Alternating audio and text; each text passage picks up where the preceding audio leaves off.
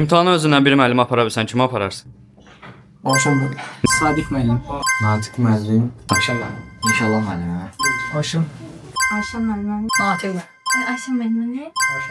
Sadiq müəllim. Ayşən müəllim. Ayşən müəllim. Sadiq müəllim. İnşallah müəllim. Aşam müəllim. Ayşən müəllim. Aşam müəllim. Mümkün olsaydı hamısını amma aşamam. Niyə? Azərbaycan yaxşı yazır. Adama həvəs verir oxumaq üçün ona görə. Çünki dərslər yaxşı keçir. Niyə? Riyaziyyat 250 bal verir. Niyə? 250 balım azad. Çünki hər şey yaxşıdır. Niyə?